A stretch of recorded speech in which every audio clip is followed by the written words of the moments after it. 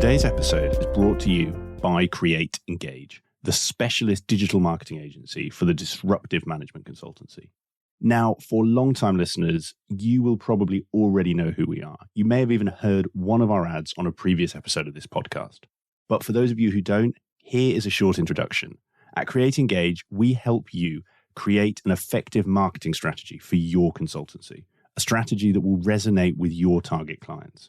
And then we support you by delivering the campaigns you need to turn that strategy into a reality, helping you to build your brand, raise your profile with your prospective clients, and ultimately generate return on investment from your marketing activity.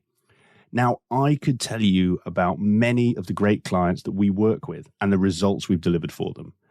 But instead, I'm going to do something much more powerful and something that I would recommend you do for your own marketing. I'm going to let our clients do the talking for us. If you are currently thinking about marketing for your consultancy, you're going to want to listen to this.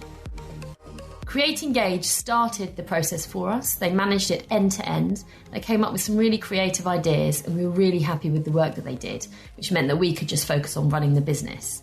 Not only did we start conversations with clients that we hadn't spoken to before, but also there was tangible return on investment by some work that we were given. They've helped right from the initial shaping of the idea through to helping us work out what our end goal was. They've supported us with the visual identity and our positioning of the brand. We've had an immediate expansion of our network and have initiated a raft of new conversations with owners, CEOs in target client organisations, and has led to us winning new projects already. One of the greatest compliments, I guess, is that one of our competitors even said that they really like what we're doing with marketing. They wish they could be doing something as good. So from our perspective, we couldn't recommend Create Engage any more than this. I would certainly recommend Create Engage if you're a consulting firm. They really understand consultancies and the sort of challenges we face.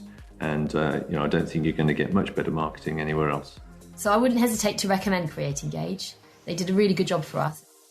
So if you're looking for an agency that can help you achieve the results that our clients just described, then head to our website, createengage.co.uk, where you can find out more about how we support consulting firms like you. You can download our latest ebook and you can get in touch to talk about how we can help you take your consultancy to the next level through digital marketing.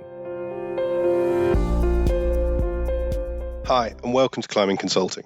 In this episode, I speak to seasoned industry veteran Richard Fenning, former CEO of Control Risks, the global risk consultancy with over 2,000 consultants working across 42 offices around the world.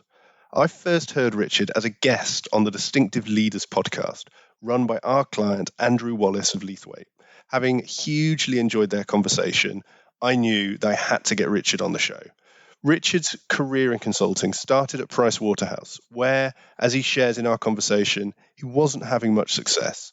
Seeing that he wasn't going to progress where he was, he decided to take a leap of faith and join the, at the time, small boutique Control Risks. Having started close to the bottom of the firm, he climbed all the way to global CEO, where he spent 14 years leading the business through significant international expansion. Since retiring as CEO, Richard's turned his attention to two of his other passions, executive coaching through his Manchester Square Partners practice and writing, having chronicled his many adventures with Control Risks in his new book, What on Earth Can Go Wrong? Tales from the Risk Business. In today's conversation, we cover a ton of ground, going both deep as well as wide. We discuss a range of topics that will help you on your journey, whether you're climbing up the ladder in your firm or sitting at the top, helping to shape its future direction. There are very few people in our industry who reach the level that Richard did, and it was great to be able to sit down with him for this conversation. Whether you are currently trying to plot your own path to the top of your firm, or maybe you are already a partner and want to understand what separates the best leaders from the rest, I know you are going to get so much from what Richard has to say. So, with the intro done, all that's left to say is sit back, relax, and enjoy my conversation with Richard Fenning. Richard, welcome to the show. Thanks very much, Nick. So I'm really looking forward to today, and I feel like I've had a bit of a sneak peek because obviously I know you did an interview with our client Andrew Wallace at Leathwaite and really enjoyed your conversation with him, started reading your book, and thank you, by the way, for sharing that, and was really excited to get you on the show to share your story with my listeners. So while I might know some of it, I'm keen to share all of it with my listeners. So thank you for making the time today. In terms of kickoff, I think to that point, it would be great if for everyone listening, you could just give a brief overview of your career today and how you got to where you are today. Okay, I'll do that. And thank you very much. So nearly all of my career was spent in the risk consulting business with a firm called Control Risks, which I guess is one of the sort of main players in that area. And by risk consulting, I'm talking about international security, political risk, cybercrime, fraud, corruption, all of those range of risks that sit outside the kind of normal money-making activities of businesses, but risks that can have either a very adverse or very positive impact on any kind of organization's fortunes. So in very general terms, that's the world that I occupied. And I did that for the best part of 3 decades. And I spent 14 years of that time as CEO of Control Risks. And that's a global job. It's a global organization. It has about 34 offices around the world. It employs about 3,000 people. And it does a whole range of sort of consulting and operational activities in that broad space that I described. So I guess somewhere in there are my credentials for being here today. Fantastic, Richard. Well, I think very succinct bio and a ton for us to dive into, not least because I think as somebody who probably worked in consulting in less exciting areas, I think the risk that you deal with and dealt with, I think probably has some quite good stories to tell. And we'll see if we come on to some of those later. To start with, I think, you touched on that point that you spent a sort of large part of your tenure there as CEO. And I'd love to talk about that journey because for a lot of my listeners, that is an ambition, be it to become a partner, a CEO, a managing partner, that getting to the top of their consulting firm is something they're excited about. Before we do sort of go into, I guess, that latter part of your journey, though, there was something in your book that I made a little underline of because I really wanted to ask you about, which is everything you've just described, the risk, it all sounds quite daunting. And I know in your book you talk about the fact you're actually quite risk averse. And I would love to actually maybe start with what led you to go into risk in the first place, because it seems like a slightly odd choice for someone who is by nature self-proclaimed risk averse. How did that control risk sort of story start? There was a bit of push and a bit of pull. So the push to go there was I was having a somewhat unsuccessful career at what was then called Price Waterhouse and the consulting part of what is now Price Waterhouse Coopers. And a realization that I was probably treading water and going round in circles in my 20s. And the opportunity to join Control Risks, which in those days was a much smaller organization, came along. It did sound exotic. It did sound interesting. It also sounded quite risky. But all my life all my adult life, I've been a frustrated history teacher. And that was the pull that got me in there, was the idea that the activities of the firm, the issues that it dealt with, the issues that its clients were dealing with were highly topical. They were all about kind of the cut and thrust of how business fares in abrasive geopolitics. And there was enough of the sort of corduroy suit wearing history teacher bit of me that thought I'd like to have a ringside seat at some of that. So that's kind of how I got going.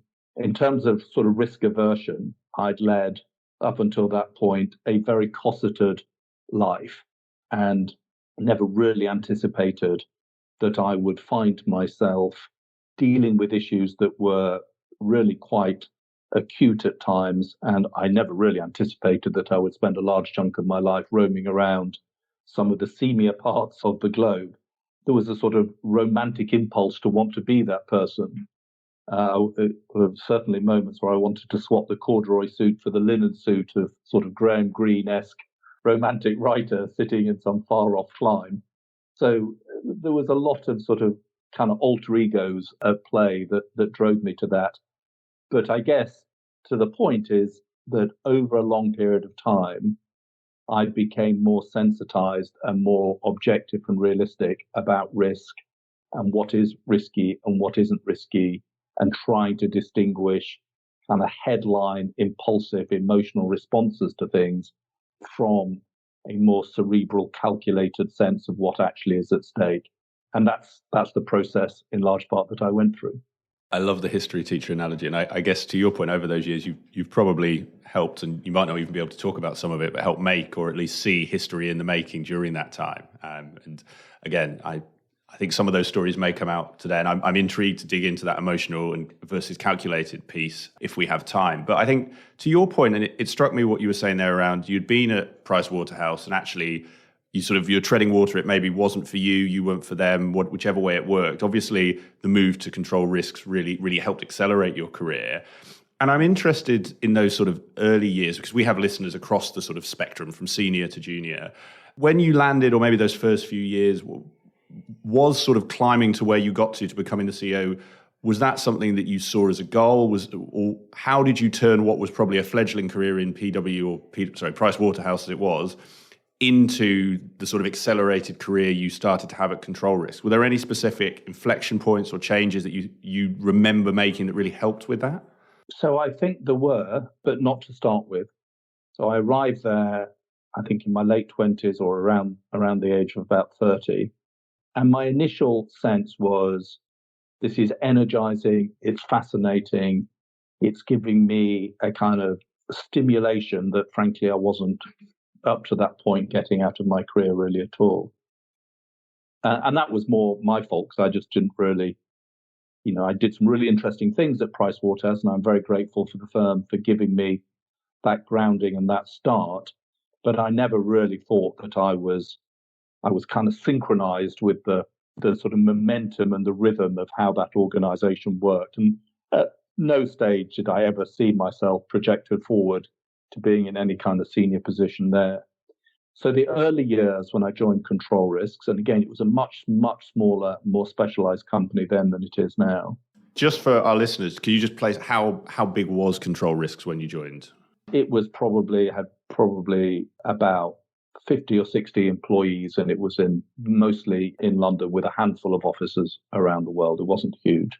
So it was, by global standards, I guess now, it was then a tiny organization, but had a sort of somewhat disproportionate kind of brand strength and brand impact, given the fact that those days there were very few firms doing that kind of corporate intelligence, international security work. Now there are many more, but in those days there were much smaller numbers. So for a small company, it's sort of boxed above its weight, I guess.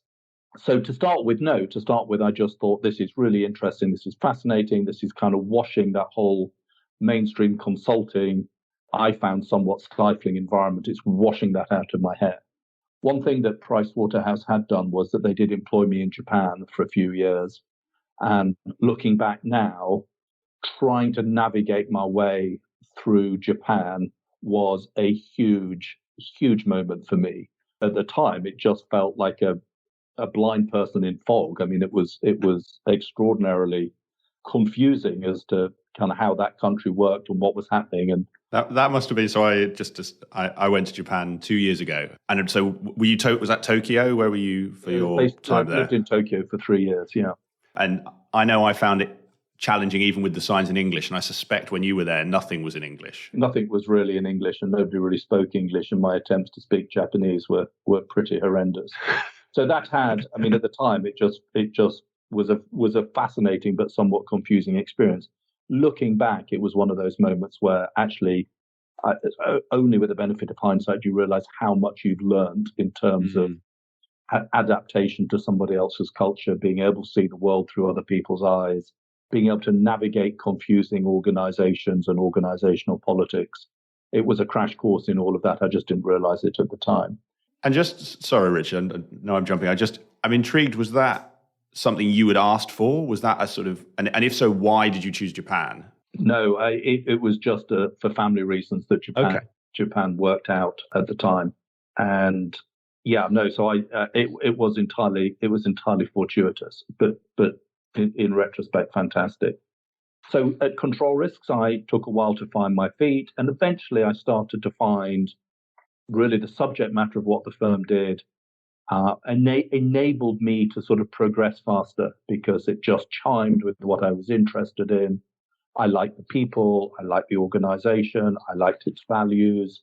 It awoke in me a kind of sense of adventure that we were just possibly talking about that had been somewhat dormant until that point.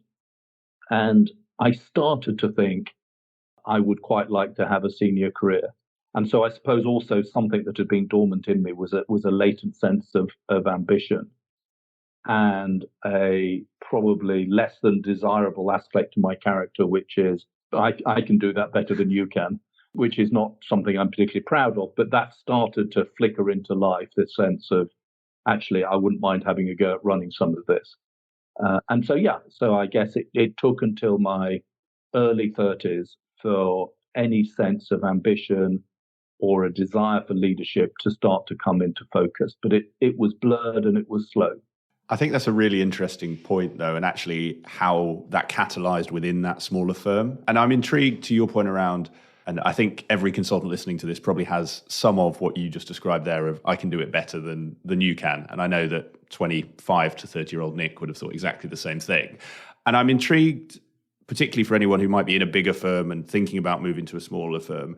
Was it that size that helped you? Was it, and again, I'm not trying to lead you, but I'm interested. Was the fact that maybe you were closer to the leadership team in that smaller firm mean that you could sort of see them in action and start to foster that view that actually I could do this versus, say, a Price Waterhouse where, you were 50 rungs below?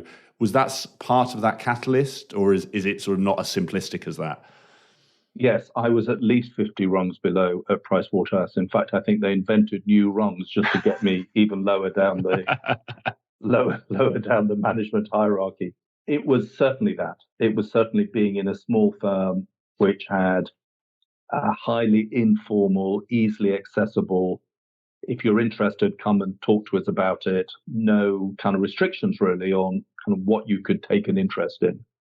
And very welcoming and very friendly, and enormously grateful to my colleagues at the time for taking me into their world.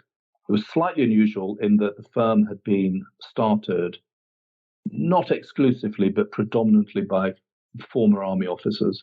And there was a world that I was unfamiliar with. And I think they felt that because I'd had a business career, I'd had a very short business career, but I think they gave me more credit for what I knew than what I actually did know at the time. But they let me into their world. And so it was a sort of journey of exploration. It was a learning process. And it was more intimate. It was easier to get to see people, to understand people, to see role models, and to really try and get a sense of how these people who'd already in their lives done really remarkable things, to get a sense of how they kind of deported themselves, how they interacted with each other, how they interacted with clients, and to see all that happening with clients who were going through really quite significant kind of issues. It was a crash course in all of that, and that was the size of the firm that enabled that to happen. But as I say, the fact that I was fascinated and interested in what we were doing in the subject matter in a way that I just previously hadn't been was also the sort of accelerant in the mix. Makes a lot of sense. I want to turn, and I might be fast forwarding a little here, so if there's gaps that we need to fill in, do stop me. I know that when we spoke before, you mentioned another, I guess, foreign excursion that had a big impact on your career was your time in America. And you highlighted that was quite a big, I guess, a fundamental shift when you got to the sort of senior levels, because obviously, as everyone listening and you and I know, you can get into senior management, but then there's still obviously steps to go before you're going to have either the CEO role or a sort of senior partner role in a consultancy. And I'd love to actually spend some time on that point, because I think everyone looks across the pond and sees America and hears a lot of how different it is and thinks it's different, but unless you've been there, you don't know. And I've not been over there, but I know you mentioned obviously it had that profound impact on you. Could you just share a bit more about actually what was it about that time? How did it come about? And what was it about your time in America that really did have that impact and made you sort of have that mindset shift? So that's right. So I went to America in 1997 and did 3 years there. I was sent out there to try and rescue essentially a sort of failing operation for the firm in New York. So it was hard. It was really difficult because I'd never been to America before. I'd certainly never lived in America before. I had all the usual prejudices and biases about America that most Brits have. And I was thrown quite literally in the deep end. I'd already had a couple of excursions into the deep end before I went to America. That there was a very complex sort of corporate affairs issue that Control was facing in Colombia in South America a year or two before, and I'd been intimately involved in trying to sort that out. And I think as a consequence of being involved in that, the senior management of the firm thought, maybe there's more to this lad than we previously imagined. Let's give him a go and see whether he can sort out this embryonic operation that we had in New York that was not doing very well. And 3 years later, by hook or by crook, things had got a bit better, and the firm was better established in New York and was able to then kind of flourish. So I felt I earned my spurs by taking on a difficult assignment in a country that I knew very little about.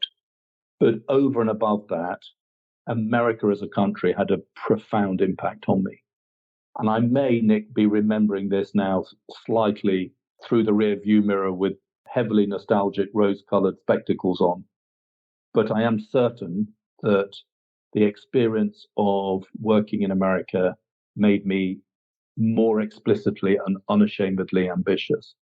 And like a lot of English people of my generation, the sort of kind of instilled into you never to appear to be trying too hard, never look as if you want something, always try and be this sort of somewhat languid, casual, self-deprecating, I couldn't possibly, sort of hesitant, ridiculous sort of English kind of nature. It's like, a character from a Richard Curtis movie.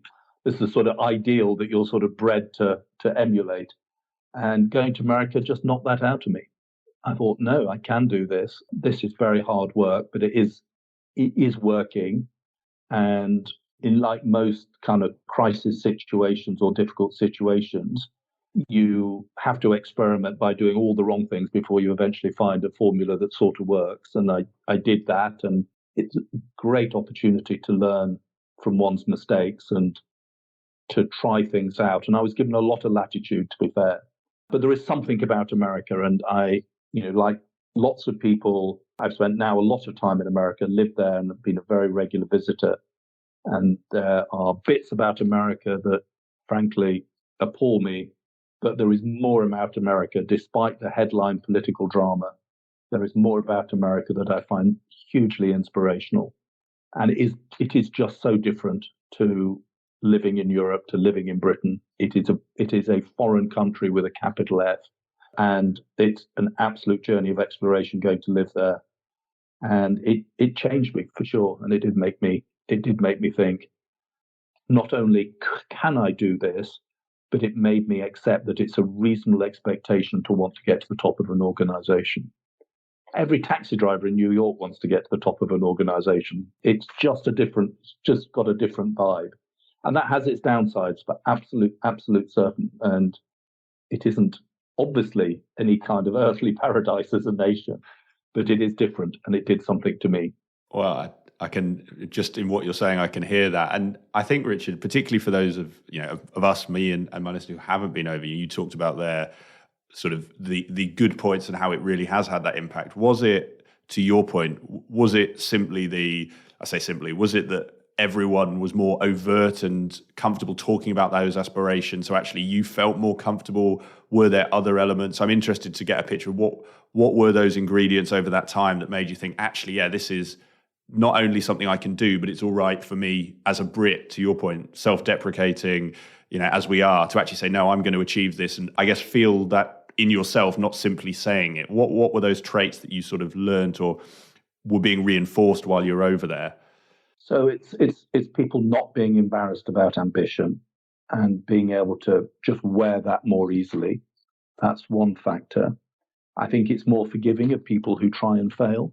I think there is a sort of sense in America that you've got to fail a few times and pick yourself up off the floor and keep going before you will eventually succeed. it's a slight contradiction there because America is also in love with the immediate rags to riches kind of story as well.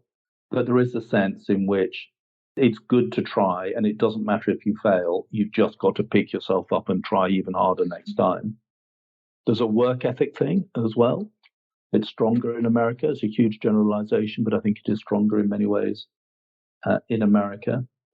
And it's kind of more transparent. I mean, the conversations one had with clients very often were you would propose something to them and they'd say, no, that's ridiculous. We don't want to do that. Or they'd say, yeah, let's do it. There wasn't this sort of passive aggressive hedging game that often goes on between a client and a consultant that you kind of sometimes get in this country, I think, where you talk around things endlessly and in the end do some sort of watered down version of what both of you want to do. And in America, it's just more binary. And if they don't like what you do, they tell you. And if they like what you do, they tell you. So there is a sort of transactional aspect to that, which has its downsides, but also just enables you to learn lessons much more quickly. Because if you kind of slip up or get it wrong or misfire in some ways, people are going to tell you. And there's none of this sort of, well, he tried hard, so let's give him the benefit of the doubt sort of stuff. There's no medals for second, third and fourth place over there. There are no medals, no. There is an encouragement to try again, but there is only one medal, and that's winning. I think certainly in kind of corporate America, that's not, my children were small then in America, and my older children were small then in America, and that's a very different world. There are lots of medals for coming 4th, 5th, 6th, 7th, 8th, 9th. In fact, it's sort of unfashionable in modern education parlance in America for there to be too much focus for small children on winning or losing. But that switch flicks. And once you get unleashed onto the capitalist battlefield, there are no prizes for coming second. And that's to good effect in many ways.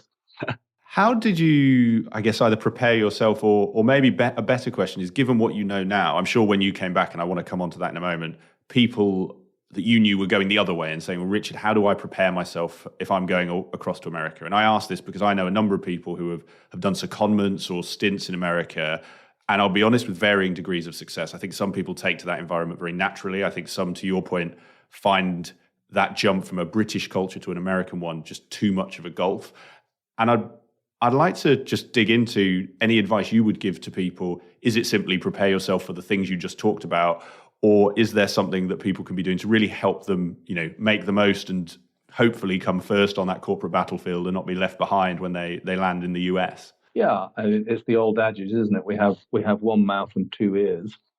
And it is a question of taking America on its own terms and not arriving with a British prejudiced view of what you think America is and what you think America thinks about Britain.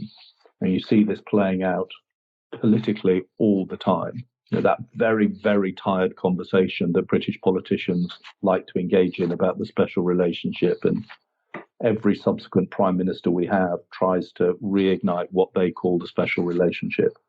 You look at it from an American perspective, and it's just some sort of quaint Disney film. It's a special edition of The Crown that is played on American television. It is just utter nonsense when you can listen to that conversation from an American perspective. It's just utter nonsense. And that's the trap not to fall into, is not to have any inflated sense of your own importance, and to listen, to observe, to try and get under the skin somewhat of what makes different parts of America tick in different ways. It is a continent in the form of a country with enormous variations. I'm very conscious that most of my experience was in New York and Washington, which is far different from working in other parts of America. And that's probably also a lesson to learn. It's not a singular, homogenous business culture. It varies enormously, which I guess it does in every country. But there is a sense, I think, sometimes that we think wherever you encounter kind of America, it's going to fall into roughly the same kind of cultural norms. And that's not the case at all. But it's listen before you speak. It's just understand that being British in America is in some ways an enormous privilege, but it's not the enormous privilege that you probably think it is if you've spent too much time watching movies and listening to British politicians over the years. So it's not all people asking you if you know the Queen and David Beckham and had tea with the Prime Minister. Not really, no. And is it foggy in London? And yeah, all of that, yeah. Then coming back the other way, because obviously you did your time over there, you turned that office round, and we may or may not come back to that with some of our sort of following conversations, because I'm sure there's a fascinating story in how you did that. But obviously this sort of, I guess, lit this fire in you and this ambition. And almost coming back the other way, I'd love to understand how you tempered that when you came back, so you kept the ambition but matched that with, I guess, the British culture, because there'll be a lot of people listening to this who might think, I really like what you're saying, Richard. I'd love to take that sort of ambitious nature myself. I'm not, I might not have a chance to go to the US, but I'd love to bring that into how I act and work today. But obviously want to do that in a way that's not going to alienate me in my large consulting firm or small consulting firm. And it may have not been as deliberate as that, but do you remember that sort of period where you came back and how you balanced all of those great characteristics you learned in America with the sort of expectations of the British culture, and you not coming back and people think, oh, Richard's now one of those Yanks, he's been Americanized and is very brash, etc. How did you temper that to work with the culture that sort of you'd come back to in the UK? No, I don't think I tempered it at all. I think I was extraordinarily irritating. Because I think I did exactly what you just described, is that I came back thinking that I had found the secret elixir of how you make consulting firms work and go faster and expand and all the rest of it. And I think people found me enormously obnoxious for quite a long time because I thought that I was somehow on a different footing to everybody else who'd sort of stayed behind in the UK. And it took me longer to get used to being back in the UK, weirdly, than it took me to get used to being in America. It was a much harder return than it was an original exit to go to America. And I think for that reason is that I missed being there. I missed all the things we've just been describing.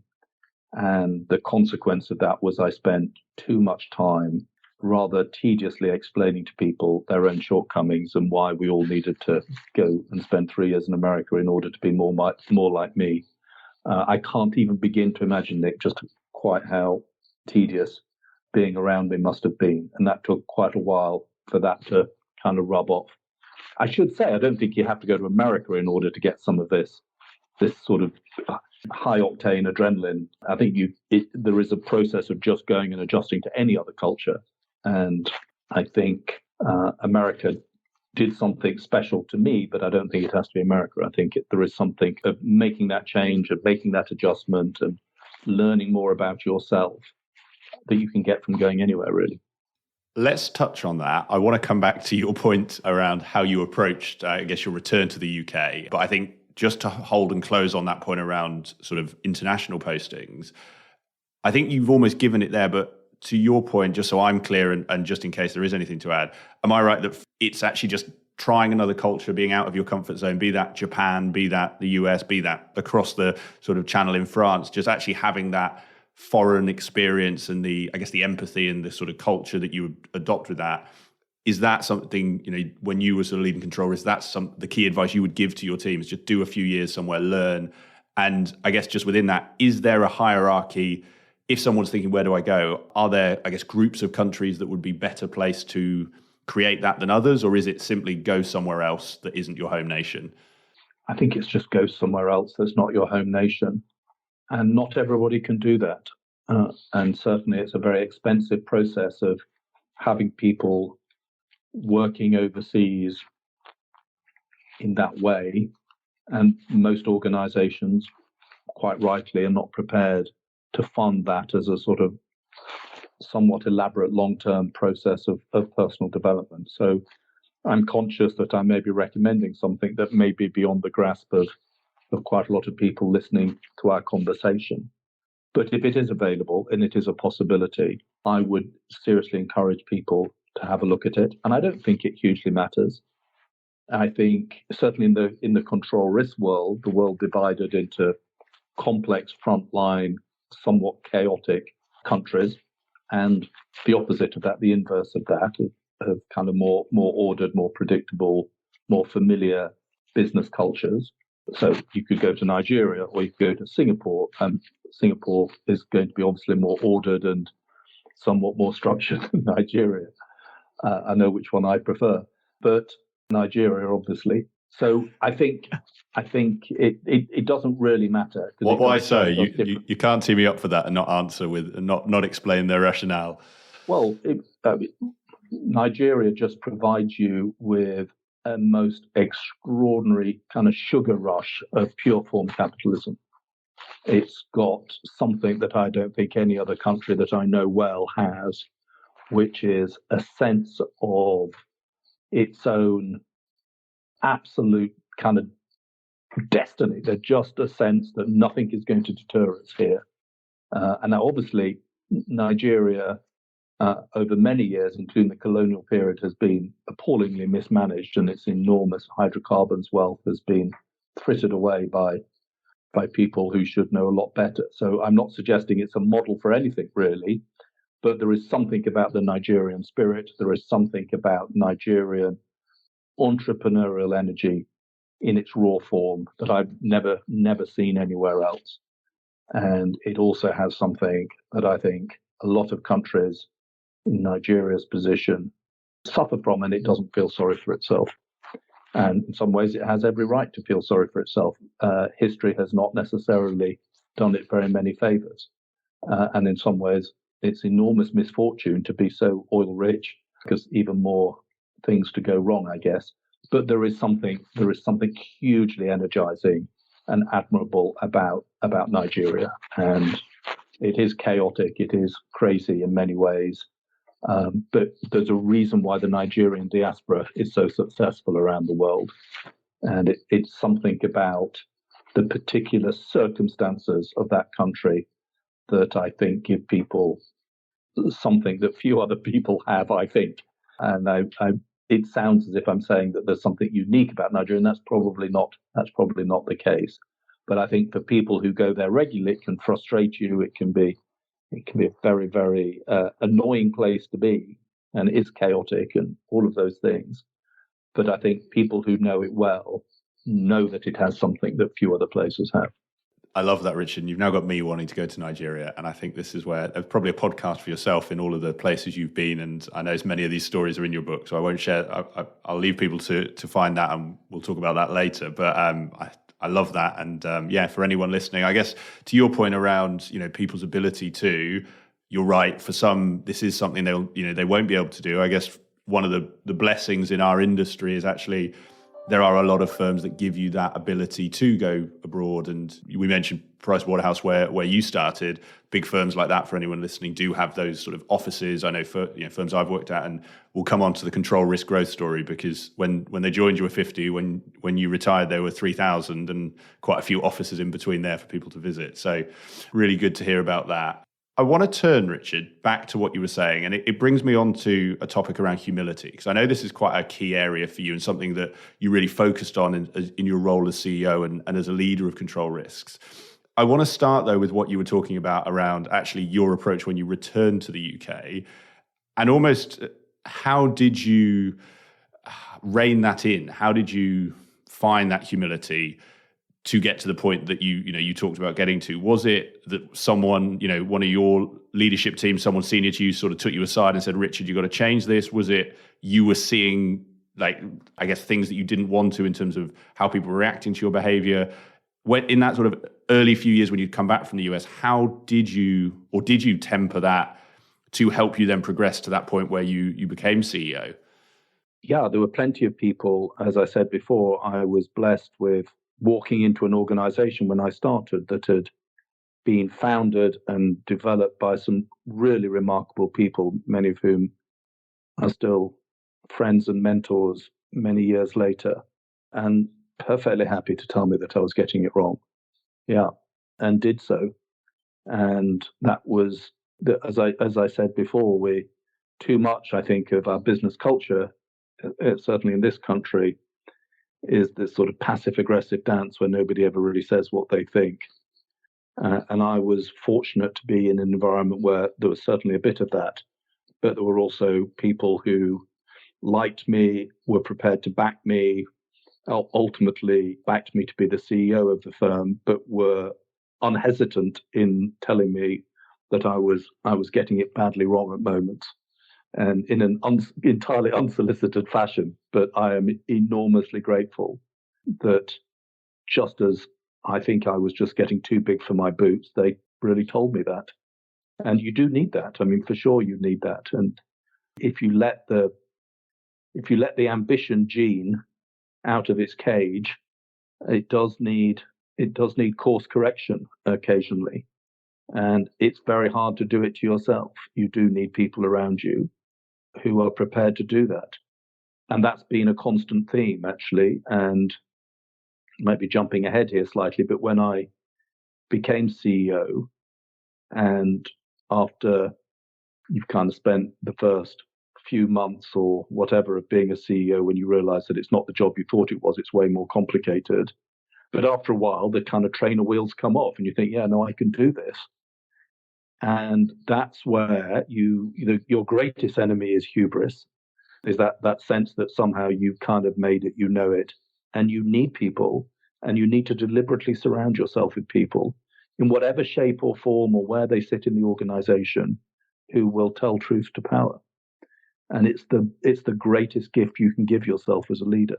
How do you go about cultivating that? So, jump into that sort of your time as CEO. I'm sure for some people, it's quite easy to pick people who say yes to you or people that you like. Actually, how did you go about proactively creating, I guess, that leadership team, to your point, that you were confident would talk truth to power, would say, no, Richard, this is not right, or we're going in the wrong way? How did you go about doing that? So I think very deliberately, you need people who tell truth to power who aren't in your leadership team. I think you need to have touch points in the organization of people that you trust, who know you. They can be really quite junior, but will be prepared to sort of take you aside and say, I don't think you did that very well. And, you could have, as CEO, you could have done a town hall meeting, you could have given a speech, you could have done all sorts of things. You need somebody who's essentially on your side, but willing to give you the unvarnished, warts and all feedback, who will say to you, you know what, I think you can do better than that. And I think you managed to screw it up in the following ways. And it's really hard to take sometimes, because it's not that you don't try, and it's not that it's guaranteed that you're going to get it right every time, but you do need somebody. And that those people, plural, should be outside, I think, of your immediate management team. And I think I had 2 or 3 of those people pretty much throughout my career.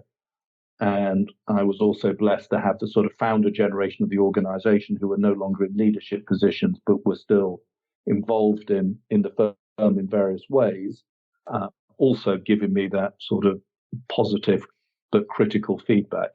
And that's what you want. You want a critical friend in those moments. And ideally, they should be outside the leadership team, I think.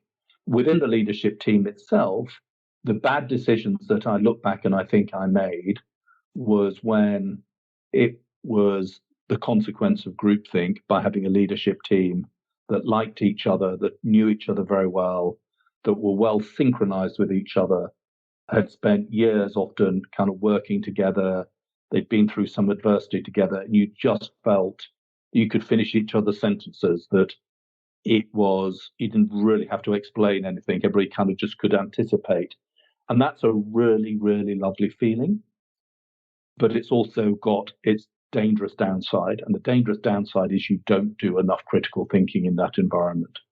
So what you aspire to create in terms of a highly synchronized leadership team where everybody knows each other and kind of can anticipate what's needed rather than having to go through an elaborate process of explanation, that in some ways is the ideal that you're trying to achieve. But in achieving it, you're also creating this enormous vulnerability that you're going to start making stupid decisions because there isn't enough challenge, there isn't enough abrasion in the system. And running a diverse management team, which has diversity by all its different measures, but including cognitive diversity, people who just think and feel differently to each other and are prepared to express that and have the confidence and trust to be able to express that, is a way harder, way more demanding team to run. takes far longer. And that, I think, is where the real hard yards of diversity are made, is in that environment. So you can create what appears to look like a diverse team, but it doesn't have genuine diversity if it becomes really smooth and easy and collegiate. It's the enemy of good, but it is inevitably where people try to get to because it feels so smooth. It feels so, it's like putting on a favorite sweater. It just feels comfortable and you know what you're doing. How did you balance that? How did you to your point there, we all want a leadership team that's collegiate, and we're both wearing sweaters today, it feels like that. How did you balance that so that you maintained, I guess, that healthy tension and mitigated, I guess, that risk of groupthink? And were there any signals that you looked out for, I guess, almost like a year, 2 years in advance? Because at that level of an organization, leadership changes can take time. What were the early signals when you were leading control risk that said, actually, I think we need to either change the management team, or maybe it was bringing a critical friend, whatever it was you needed to do to keep that slight abrasion, to keep that, to avoid groupthink?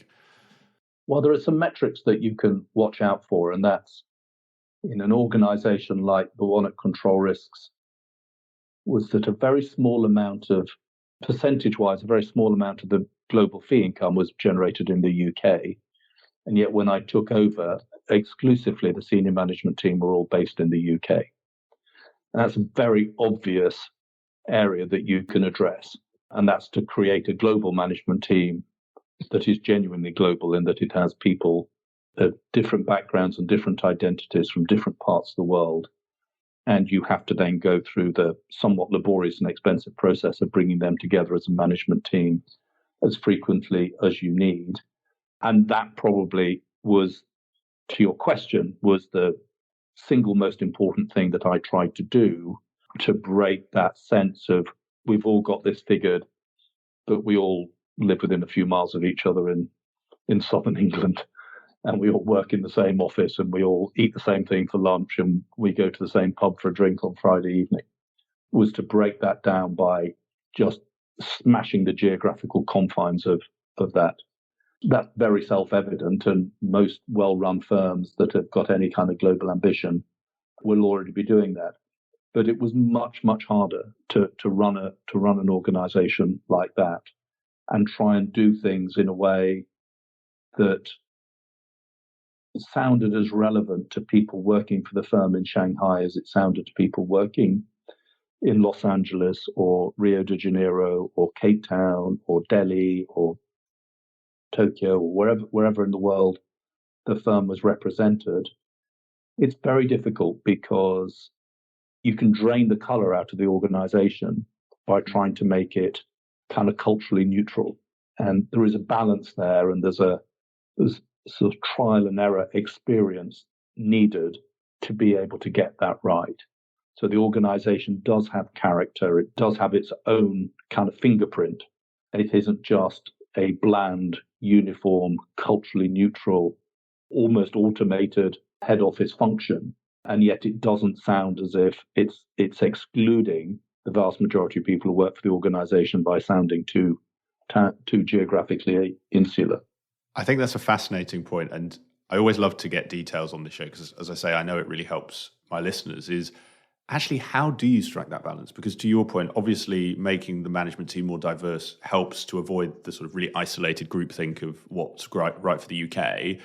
You've hit the nail on the head, I guess, with the other concern of actually if we try and make a culture that, I guess, appeases everybody, do we end up with a flavour of vanilla?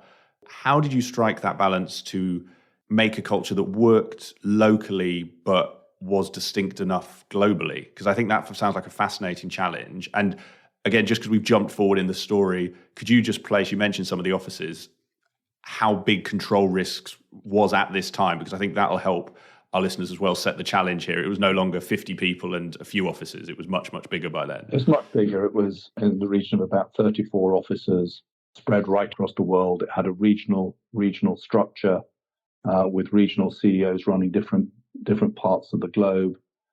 It was running, like most consulting firms ran, as a quasi-matrix geography predominated, but service lines crossed through the geographies, which is a whole world of pain in its own right. It had all of the kind of head office functions, some of which were dispersed around the world, but most still concentrated in the UK. I lived for a period of time that I was CEO. I lived in Singapore and commuted backwards and forwards to Singapore from London and everywhere else that my travel schedule took me.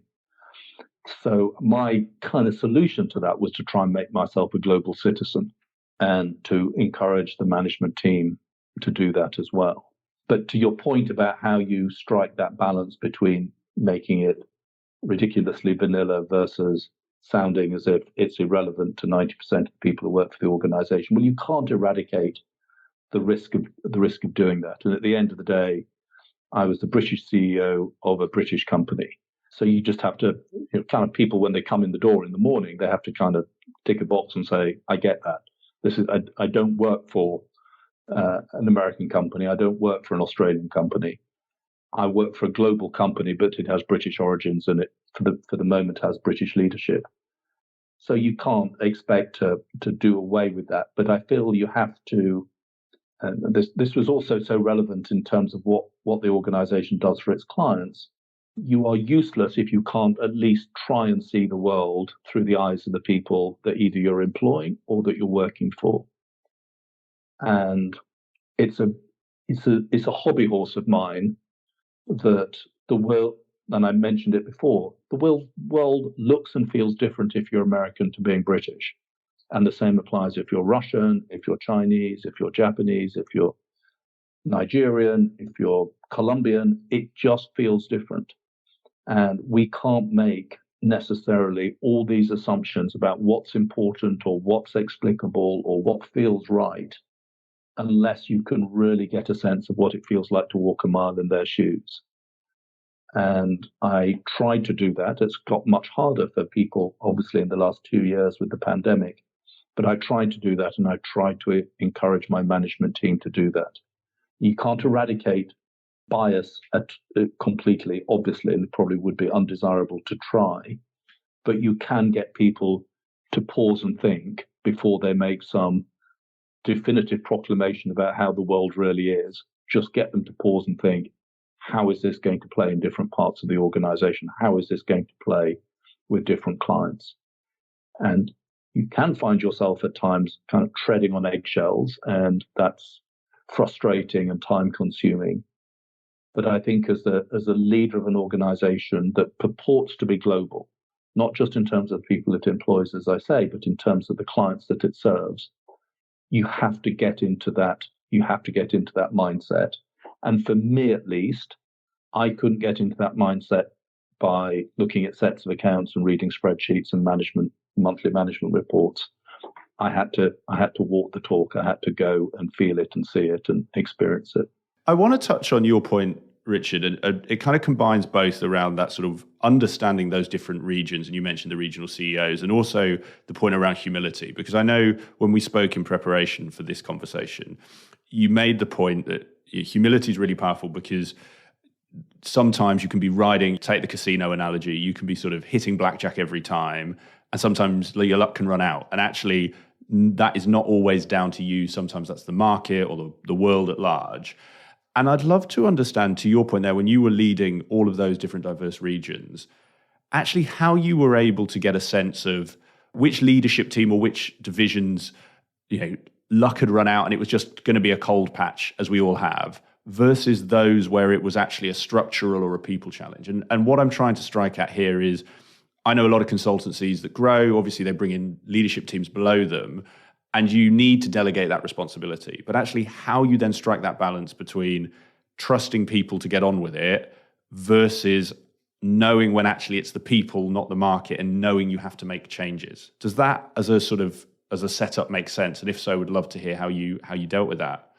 So in many ways, that's right at the core of what is, in some ways, I think, most difficult about managing performance in an organization is knowing what is responsible for good performance and knowing what is responsible for suboptimal performance.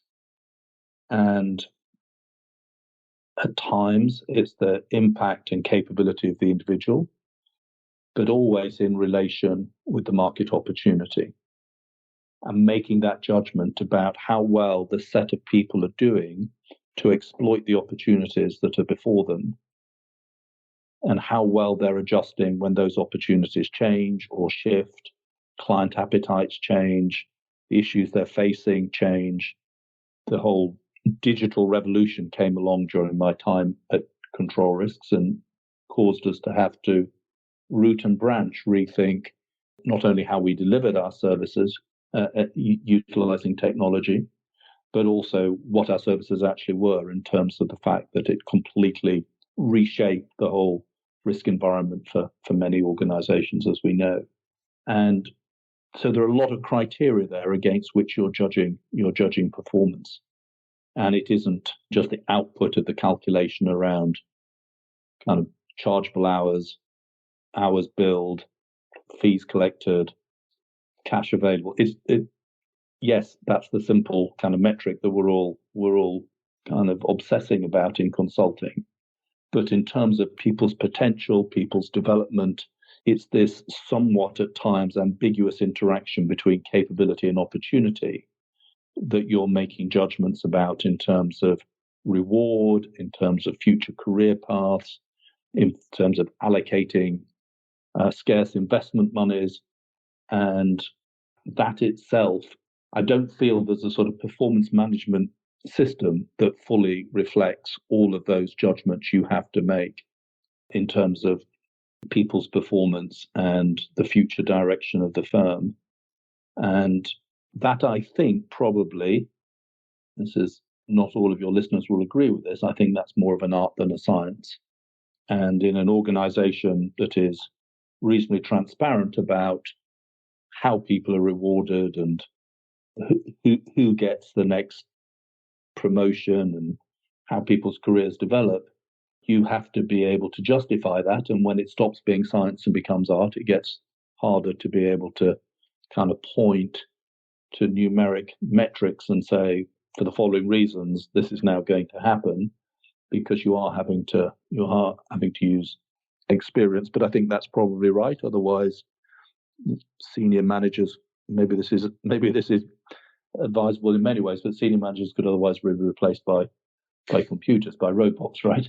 And that may well be desirable in many ways, much less temperamental, much less prone to sort of prima donna complexes than human beings. But I think there is something about being able to use our judgment about when is it that a market has shifted and people are working round the clock, working their socks off to adjust and make that better, versus people who are just riding a wave that's not of their own creation.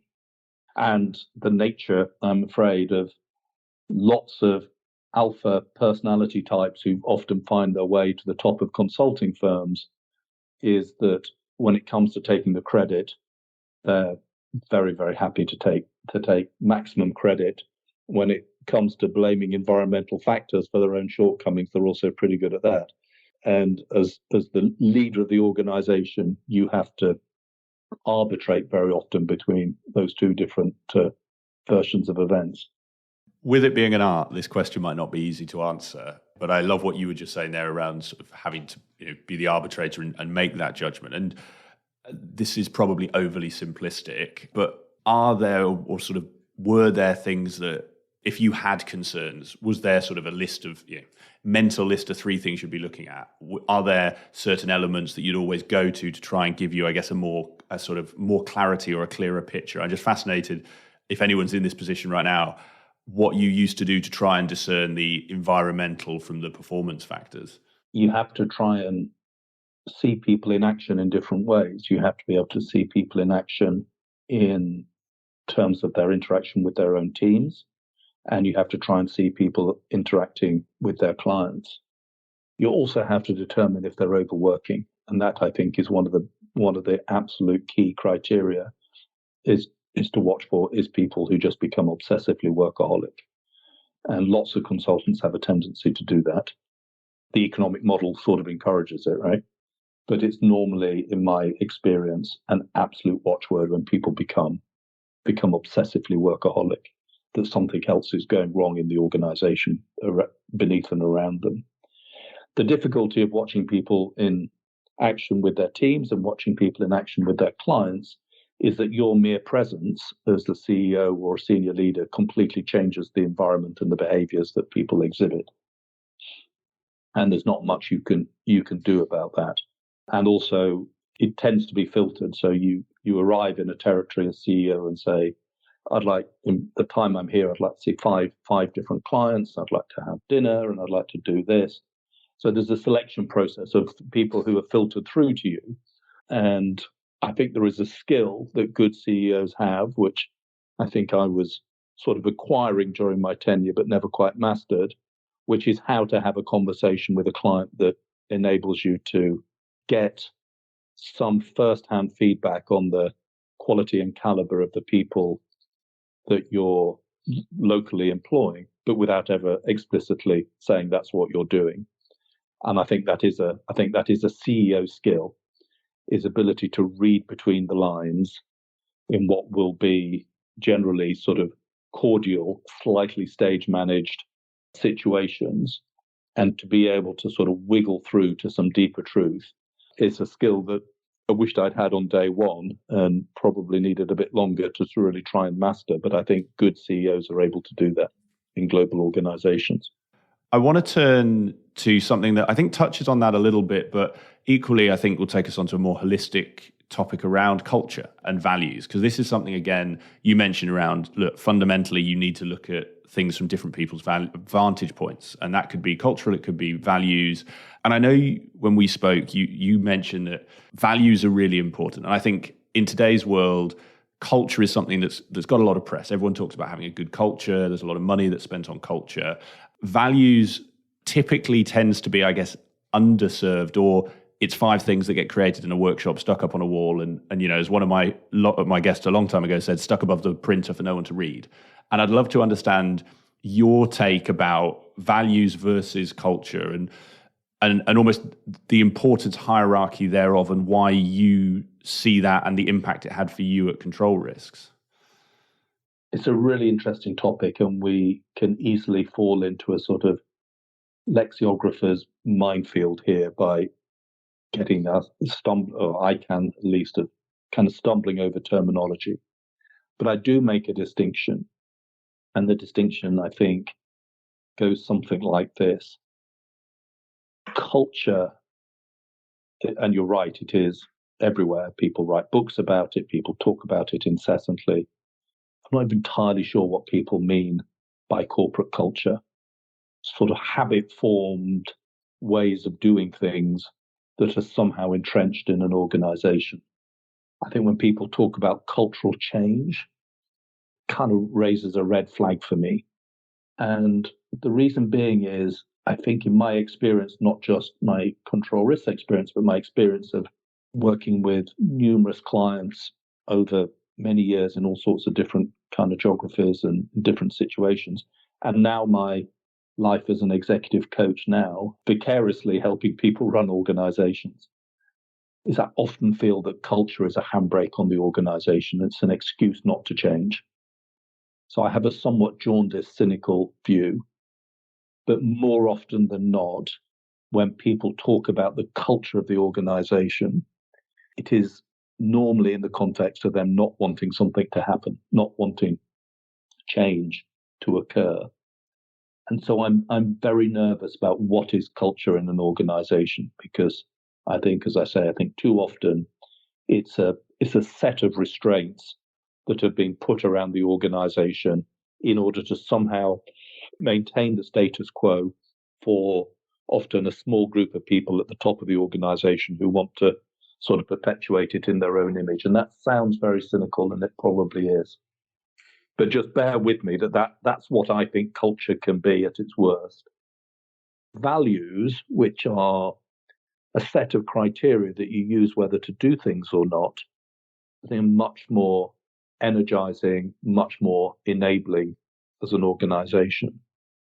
It can be reflected in the kind of quality of conversations that you have with people whose careers you're trying to help. It can be reflected in the recruitment room as to who you hire and who you don't hire.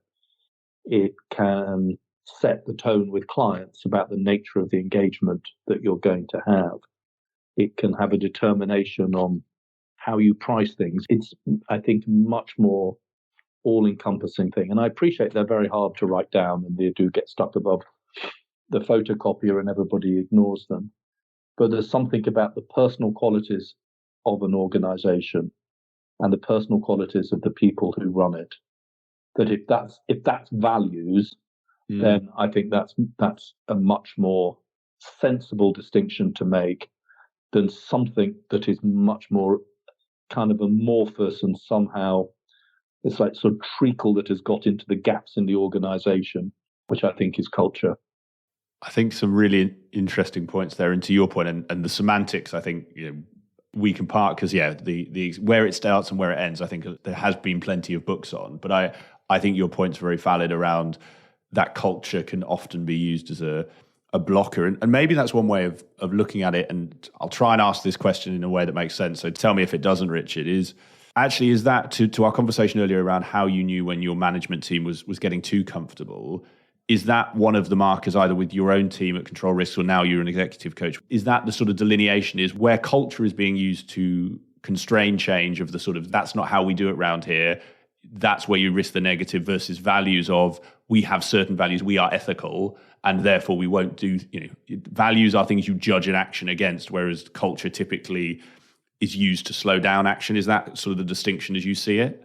That's absolutely how I see it. And culture is we've used the sort of woolly cardigan metaphor or analogy before.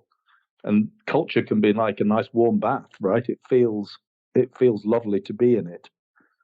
And you can sort of wallow in it, and then you suddenly find the bathwater's gone cold, and it's a deeply uncomfortable place to be because time has moved on.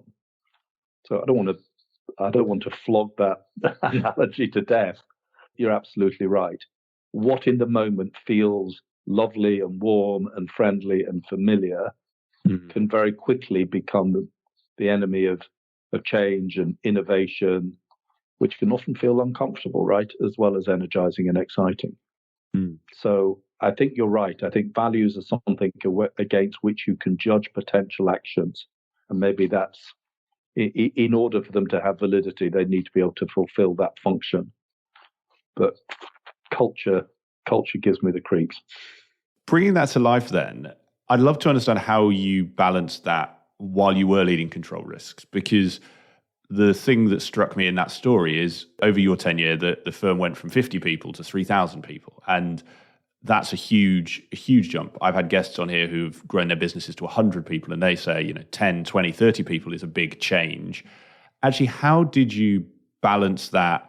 I guess to your point, and I'll try and use the bath metaphor, because I think the way you described it is really nice, is actually how did you ensure that you kept a culture that was Control Risks without those stifling elements while instilling values that would scale as you grew the firm? Was it an iterative process?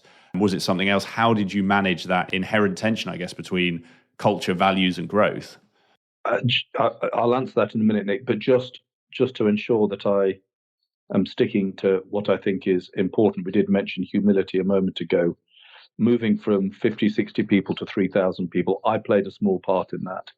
I certainly wasn't in any way responsible for making that happen, and I would never claim to take credit for that. I hope what I did there was successful. I hope what I did there was positive, but it absolutely, the latter part of that journey was an entire process of teamwork.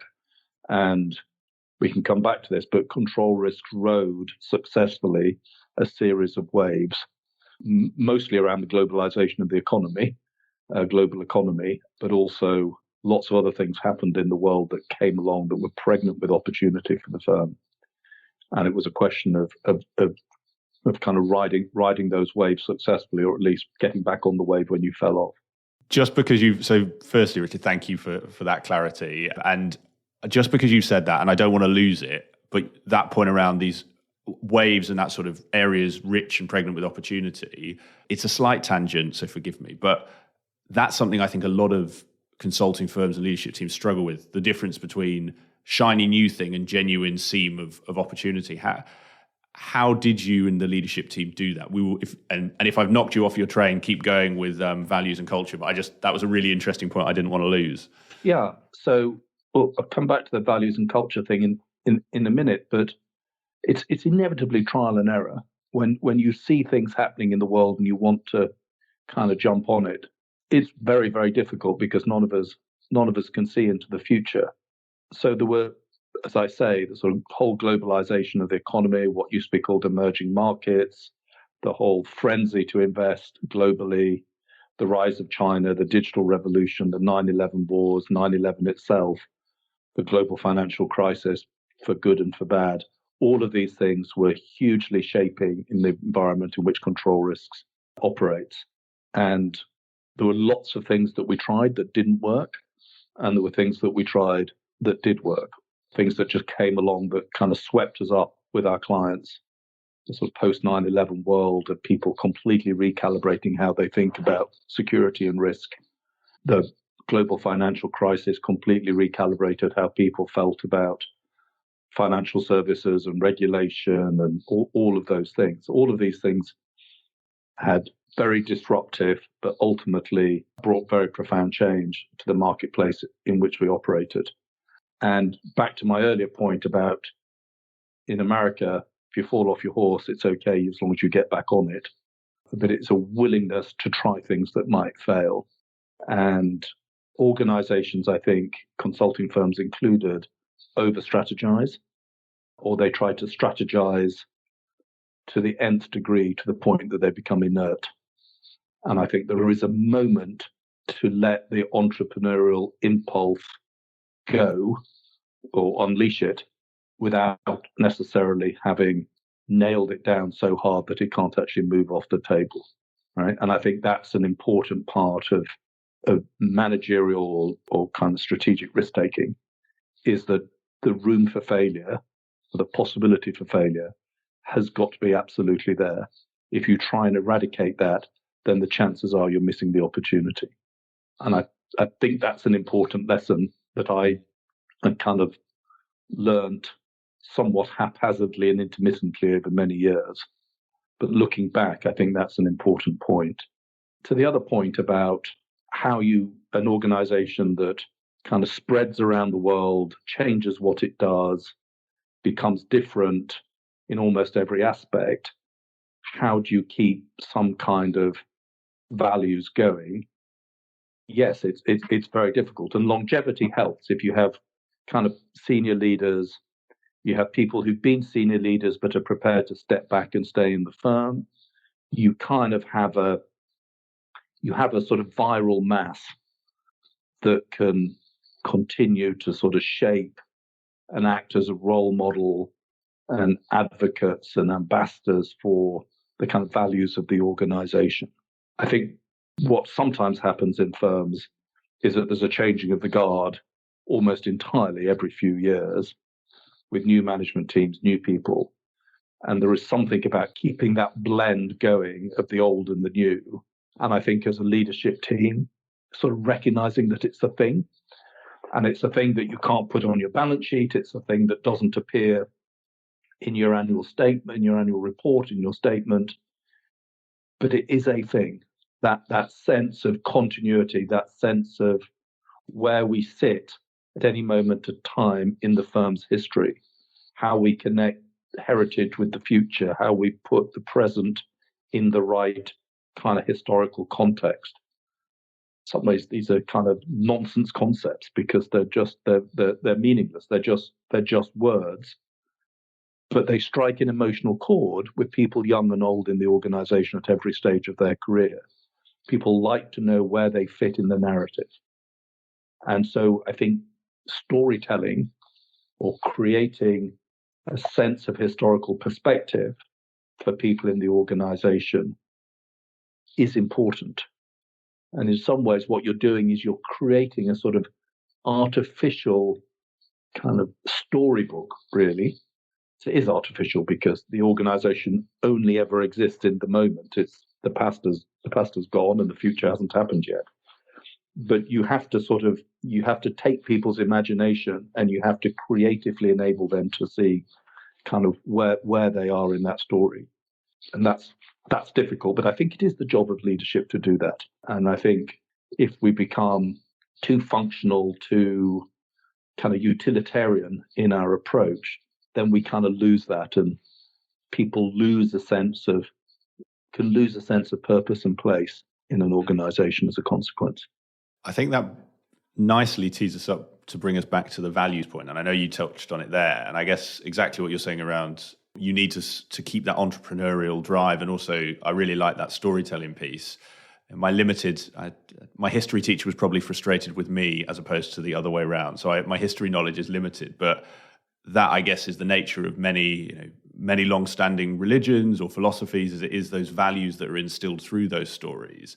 And I guess interested is maybe the answer to this is how you did it or how you advise people, but is that where those values we touched on come to life? Is it about reinforcing those through the history of the firm, the stories you tell, and also, I guess, equally importantly, the vision for the future? Is that how you ensured the values led, or is that a small or a sub part of a bigger piece? No, it's the essence of how you do it.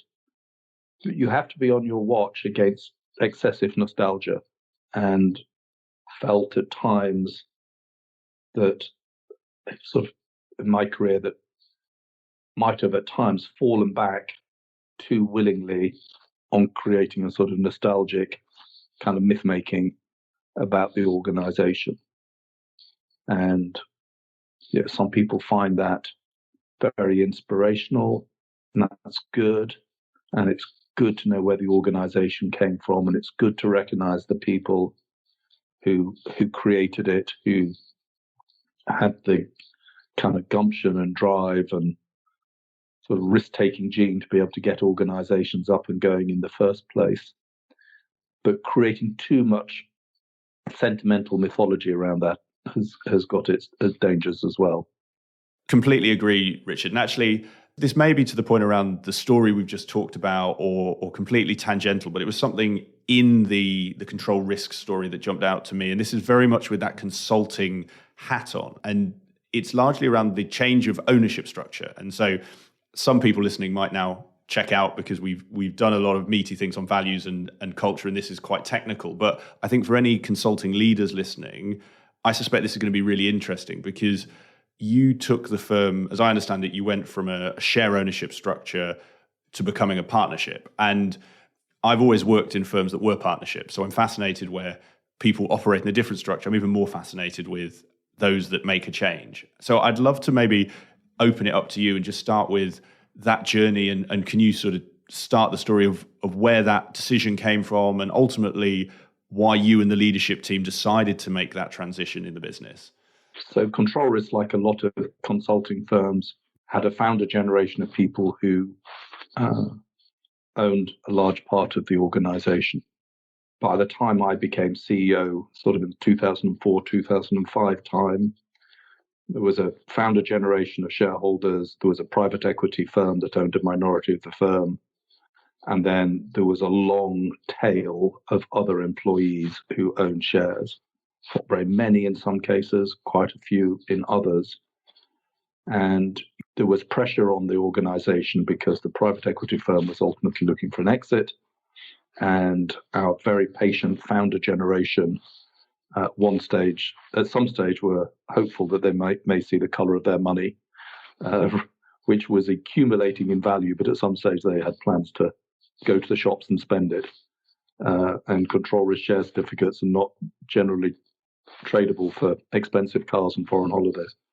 So there was pressure to find a new way to do that. And the very obvious thing to do was to throw our lot into the private equity world altogether and essentially sell the company to a private equity firm. And consulting firms do that regularly and do that successfully. And then essentially rotate through a series of private equity ownership cycles. The Control Risk business, I think, at the time was ill-suited to that. And there's sort of details that are probably too complicated to go into, but Control Risk at the time very heavily involved in the Middle East, particularly in Iraq. And so a large portion of the firm's income ultimately needed to be less concentrated and less focused on a very small number of very large contracts in some specific geographies.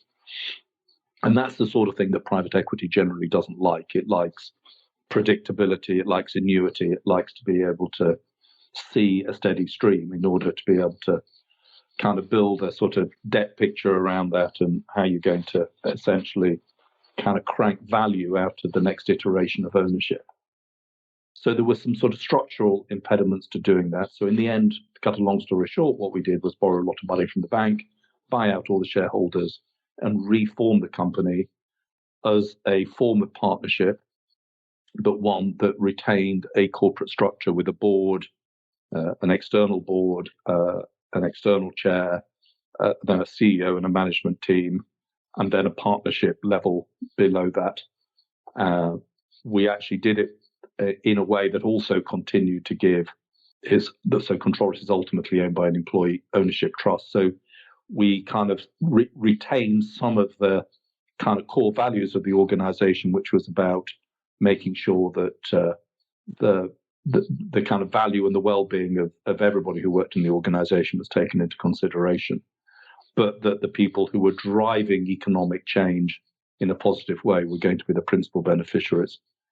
And we took away that ticking clock problem of having external investors who at some stage are looking to translate share certificates into hard cash.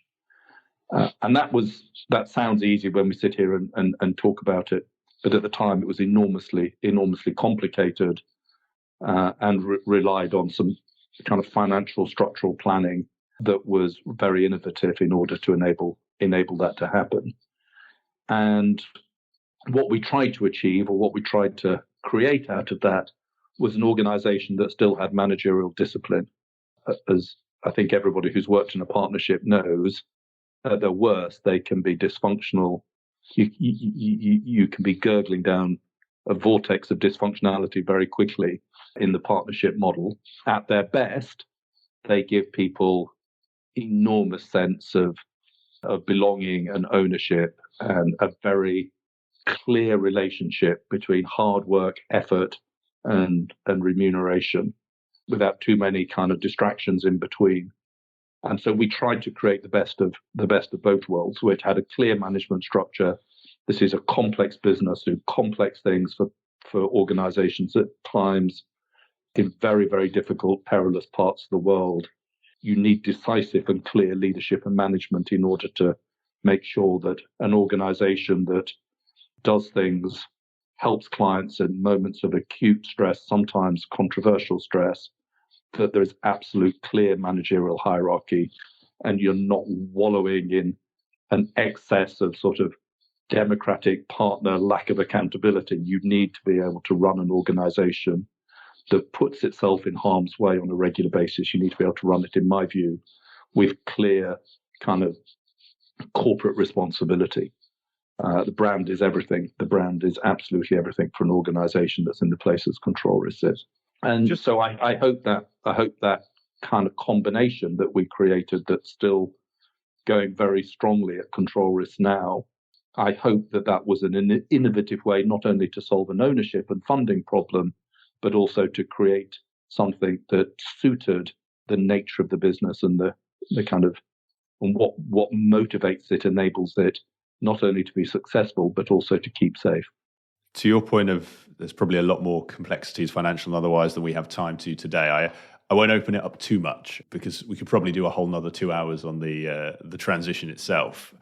But to your point there around trying to balance that structure and the best bits of a partnership with the best bits of a corporate, I'd be interested in how you were able to take all of what became the partners on that journey, because in most partnerships, it is relatively democratic. You have managing partners and committees, but it's relatively democratic. And to your point, you wanted to keep the corporate structure. Was there ever a tension between people who were being made, I guess, equity partners, but may not have that decision making that you would have as the CEO or the management team? And how did you, as much as we can cover in the time we've got, how were you able to navigate that change so that it didn't end up with sort of a bad taste where people were thinking, I've put up a lot of money, but I don't feel I've got the same stake or the same decision making as maybe some of my fellow partners who were in the management team. How did you strike that balance? So I think it's a bell curve, right? I think in terms of, look at in an organization like that, I'm sure this applies elsewhere. It's a bell curve in terms of the partnership. So most partners, I think, as long as they have trust in the leadership and the management, are perfectly happy with that arrangement. They trust that the organization is essentially fair. They trust that the organization is essentially transparent. They trust that the leadership of the organization are decent people who are imbued with those values, who are not in it purely and simply to feather their own nest. And they think that there's a board of directors, external chair, who act as a sort of check and a balance to ensure that fair play is being maintained. I think 80, 90% of partners sit in the middle of that bell curve. To the left of the bell curve, there are some outliers who absolutely couldn't care less as long as what they're allowed to do is go and be an expert with their clients. And all of this corporate governance stuff is irrelevant to them as long as they can, on a regular basis, flex that expert muscle that they've honed over many years. So they don't really care. A group of people in the middle for whom they are trusting and think the organization is essentially run on a fair basis. And at the other end of the bell curve, you will have some partners who are deeply skeptical, and there is abrasion, and they do ask difficult questions, and probably chafe somewhat at not necessarily having all of their democratic rights to be able to have an opinion on every last thing fully recognized. And that's okay. I mean, it's a bit time consuming, but it's also a form of check and a form of check of a balance to have, if you like, the awkward squad asking difficult questions on a regular basis. And if you're not, I was the CEO, and it used to on occasions drive me to the brink of insanity. But with the benefit of some distance and a little bit of hindsight, as long as that bell curve more or less stays in balance or in harmony, then I think that you have to accept that there is a certain amount of inherent tension in trying to run an organization that tries to have the best of both worlds. And if what you're looking for is perfect harmony, then you're inevitably going to go home at the end of the day a disappointed person. I really like the bell curve analogy. And I guess to your point, when you get to an organization, the scale and size of control risks, you're always going to have that bell curve. And when you add in the geographical differences and cultural differences, I actually like your frame of turning that awkward squad into they can be a good check and balance, like you say, because if everyone's saying this is a great idea, to I guess your point much earlier around groupthink, there is a risk that you have groupthunk, and therefore this could be a bad idea. So I suspect where you have those critical friends, although difficult sometimes, it's probably a good validation that this could be a right thing. Yeah, and I've said several times in this conversation that believing your own propaganda, hubris, excessive self-confidence, excessive self-belief is your number one enemy. And you do need that awkward squad to sort of poke you in the side with something sharp on a regular basis to make sure that you're not falling into that trap. Well, Richard, I think that is a brilliant place to bring us towards the end of our conversation. And I've taken a ton away from today. It's been fascinating hearing more about your story. As I say, I obviously listened to your conversation with Andrew, so I had an insight into some areas, but I think we've covered a lot of additional and new areas today. And if anyone wants to find out more about you, I'll put a link to that conversation in the show notes so that they can hear more. I'll also put a link to your book that we mentioned. And I'm actually going to start, so I have 3 wrap-up questions that I ask every guest, but just given the fact you have just written a book, I'm just intrigued because I've spoken to a number of people like yourself who have had successful careers in our industry, have achieved a lot in their firm. And I'd just love to understand what led you to write it. What made you decide that actually, I want to put down my career, my journey, the adventures I've been on into a book? Well, I guess like lots of people, I've harbored a desire to write a book that's entirely driven by narcissism. the desire to see my name on the front cover of a book in a bookshop is all bad impulses. None of that is good. None of that is in any way. You're sounding much more British than American now, Richard. No, that's universal. That's global. It's pure narcissism. I'd always enjoyed writing. I used to write a blog when I was running Control Risks. I was incredibly fortunate to go to some very, very interesting places at critical moments in their history. And I'm thinking particularly, I think of the Middle East and places like Iraq and Afghanistan that have been in the news recently. So I felt I had the raw material. I had the desire for better or for worse kind of motivations. And I just wanted to give that a go. And yeah, it may also have been something about making the transition to my coaching life of wanting to capture some of that in order to be able to kind of in some ways close down that nearly 3-decade journey in that world and sort of put some closure behind it. I'm not sure that necessarily worked, but it sounds impressive to say that. I think there's part of some plan. I'm not sure that's really the case. Anyway, it happened, and I'm delighted that it got published. And I don't cringe too much when I open it up and reread certain passages. I cringe a little bit at others, but by and large, I think it tells a story of a really interesting world that lots of people probably don't get to see. And as I said at the beginning of our conversation, was a world that I never anticipated that I would get to know in the detail and the granularity that I did, and for which I am enormously grateful.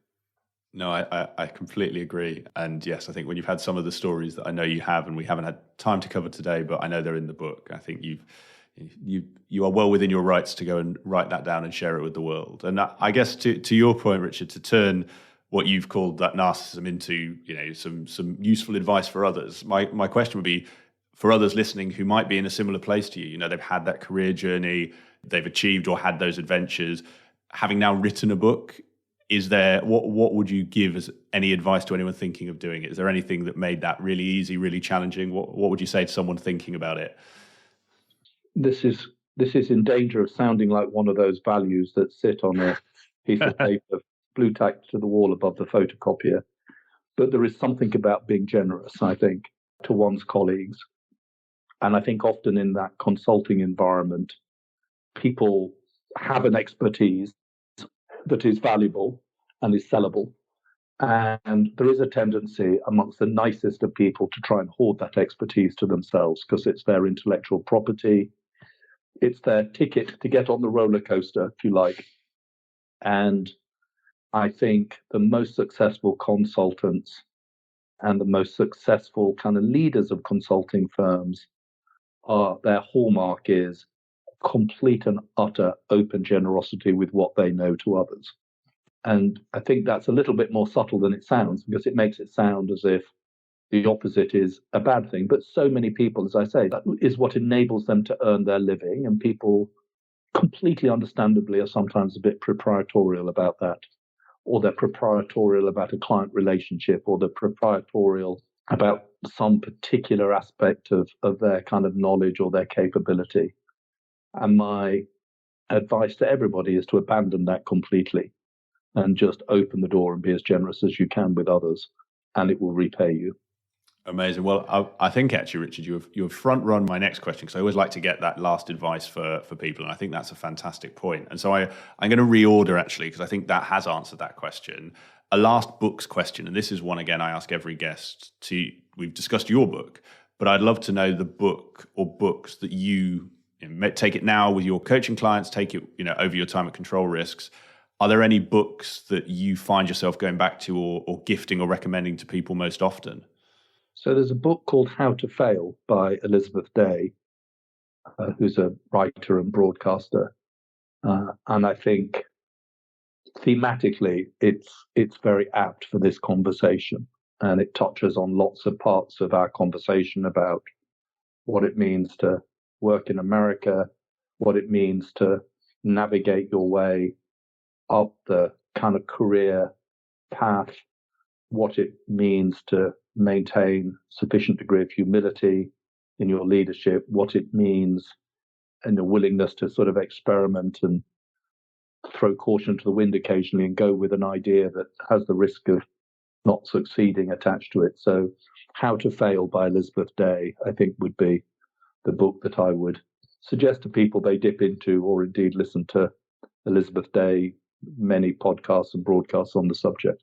I think, given our conversation today, a fantastic recommendation, Richard. And I think, to your point, at the heart of, I guess, a lot of the journey that has helped shape you to get you to where you are today, and that comfort with it, because, you touched on the point around IP and consultants. And I think that is, particularly in Britain, another challenge is being willing to fail, or risk failure often holds people back. So if that book helps with that, brilliant. Richard, that is, I think, our time today. And thank you so much for coming on the show. I've really enjoyed it. It's been great to dig into more of the story and get to speak to you as well. I always love listening to podcasts with guests, as I did with yours and Andrew's, but I always wish I could ask the guest questions. So it was nice in this case to be able to do that. My only last question, and this is very much for anyone listening, if they want to find out more about you, they want to read your book, or, as I say, hear more on any of these topics from you, where would you point them to? Where can they get in touch? They can find me on LinkedIn, Richard Fenning on LinkedIn. There may be a couple of Richard Fennings. I have an Irish doppelganger who lives in Argentina. He's very good at redirecting lost correspondence in my direction and vice versa. But you'll find me on LinkedIn. The book is called What on Earth Can Go Wrong? And you can find me at Manchester Square Partners, which is my coaching firm. Amazing, Richard. Well, I'll put links to all of those in the show notes. Really appreciate your time today. Thank you very much, and enjoy your weekend. Thank you very much, Nate. It's been a pleasure to be on the show. Thank you. Thanks a lot, Richard. I hope you enjoyed today's episode of Climbing Consulting. If you have any guest recommendations, comments, ideas, thoughts on how I can make this show better for you, just drop me an email. It's nick@createengage.co.uk, and I really look forward to hearing from you.